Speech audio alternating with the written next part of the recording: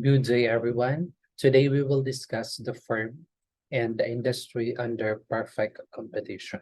So, as you can see in our market structure, we have three, or under the market structure, we have perfect competition, monopoly, and imperfect competition. Under imperfect competition, we have oligopoly and monopolistic competition. Yet, on this time, we will discuss the perfect competition. So as you can see, the perfect competition occurs in an industry when that industry is made up actually of many small firms, and they are producing a homogeneous or the same products in the market when there is no impediment or there is no hindrance to entry or to start a business and to exit or to stop the business or that firm, and when the full information is actually available in that market. Now, this one, we have here the example of the supply and demand in a perfect or in a perfectly competitive market, as well as an example of the supply and demand in an individual firm. So as you can see, the price of the product is stated under uh, the demand and the supply of the market. Yet for the individual firm, they are focused or they focus on the supply of or supply or for the producing of the particular product or commodities. Now, as you can see, a market is actually said to operate under perfect competition, considering this four condition that we have. First is the numerous or the a lot of numbers of small firms and customers. Second is the homogeneity or the same product that we have in our market. Third is the freedom to entry and exit. And lastly is the perfect information that we can gather. Now, here we have the example of the four basic categories for the markets that we have here. Let's talk about the perfect competition, the monopolistic competition, the oligopoly, and monopoly. Now, each one of them has its own characteristic. First, for the number of firms, the type of product, the barriers to entrance and exit, as well as the price taker and or it can be the price maker, as well as the example of the industry belong to them. Now, let's talk about the perfect competition. So in perfect competition, there are a number of firms. So we have many number of firms that um, present or active in our markets. However, yet on the other hand, or in the same way, monopolistic competition has many numbers of firms as well.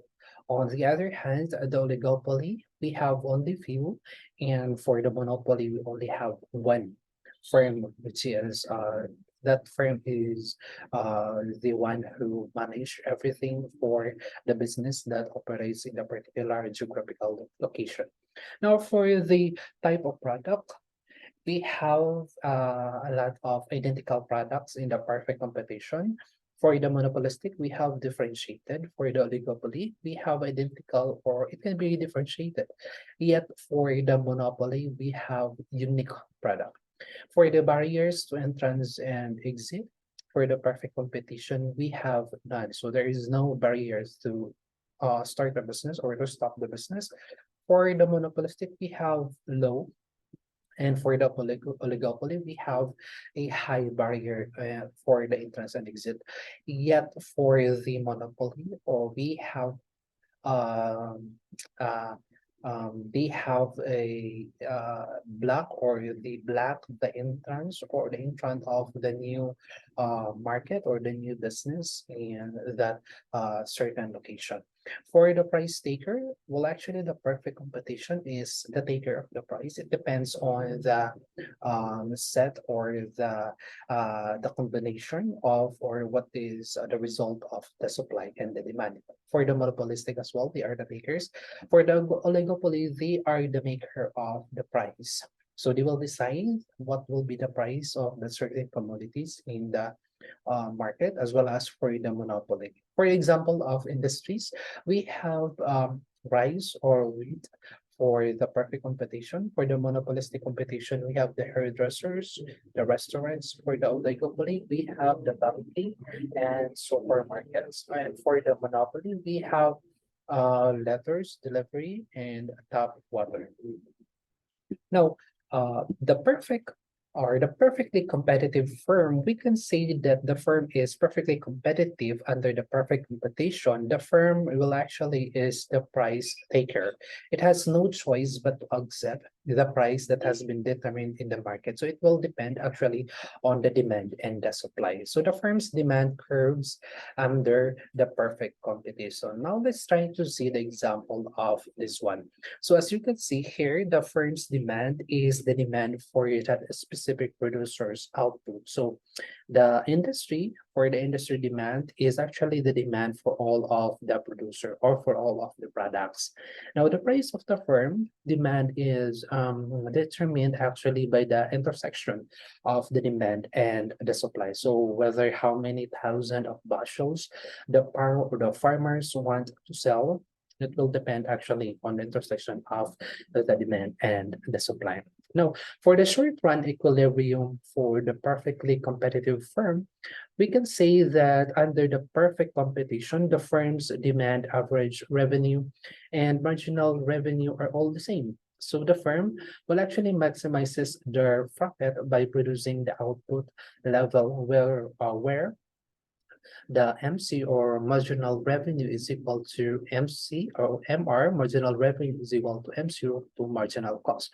But for a firm in a competitive market, we can see that the marginal revenue or MR is equal to P or price, and the P or price is determined by the market. So as you can see here in the example for the revenue, cost, and profits of the perfectly competitive advantage, the profit is actually maximizes an output of about 50,000, or let's say the 50 total quantity. Now, 50 units. So where the total profit is actually 37 point or 37.5. So as you can see in this one, and an increase in an output from 40 to 50 will incurs a marginal cost of 26.5, as you can see here, and mostly nearly or equal to the corresponding marginal revenue, which is the 30. Now, confirming that 50 is actually the good and the better, or actually it is the profit maximizing output that we can have.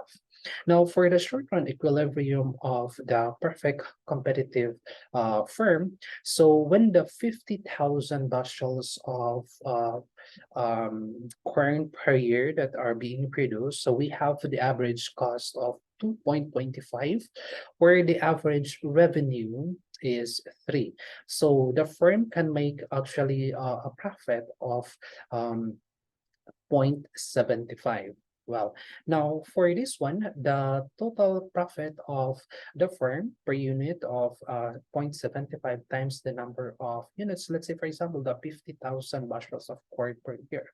So in that case, the 0.75 is our times or multiplied to 50,000 bushels of corn per year is equal actually to 30,000 or 35,000 per year. Now, for this second one, we have the case for a short-term losses.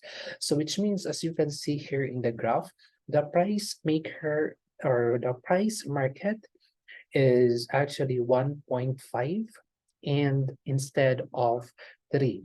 Now, an optimal level output of 30,000 bushels of corn is, and the average cost for that is 2.25. So which exceed the 1.50 price per bushels, or let's say 22,500 per year. So this is a loss and represented by the shaded area.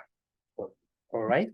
Now, for the shutdown analysis, so if we can say that, or if the losses get too big, so it is recommended that the firm can simply go out of the business, or it needs to stop running their business. Now we must return to the distinction between the variable cost to temporarily help the cover of the losses.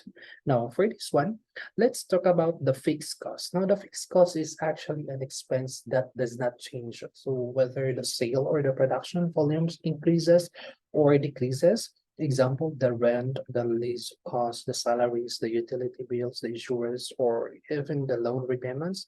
So the expenses will not change. Yet for the variable cost, these costs will actually change, or the firm's operation will actually the expenses will be depend on the level of output. For example, the raw materials that we use for the production supplies, the delivery cost, the packaging supplies, the credit card fees. So, but actually it varies on the um, output of the operation or the production. Now, this one is an example of the shutdown decision. Well, as you can see here, for the case A and case B, so we have the total revenue of 100 on case A and case B.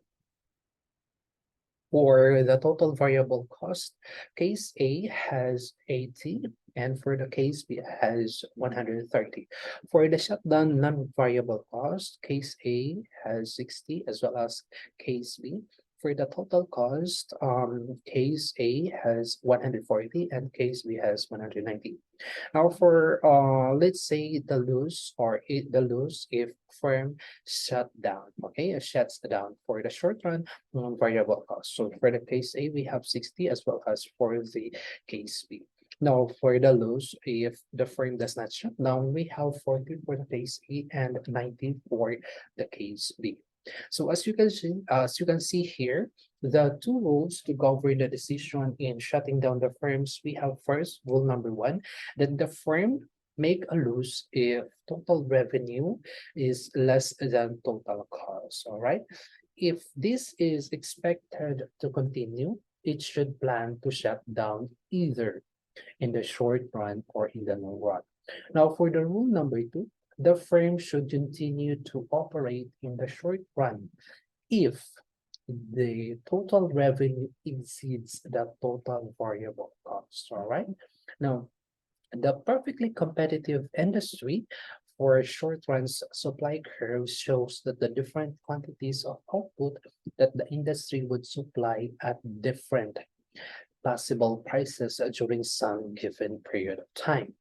And we have the economic profit is the revenue, well, actually of a firm minus all of its cost, whether explicit payments or implicit opportunity costs will actually, it equals to the net earnings in the accountant's sense minus the opportunity cost of the capital and other inputs supplied or by the firm's owners.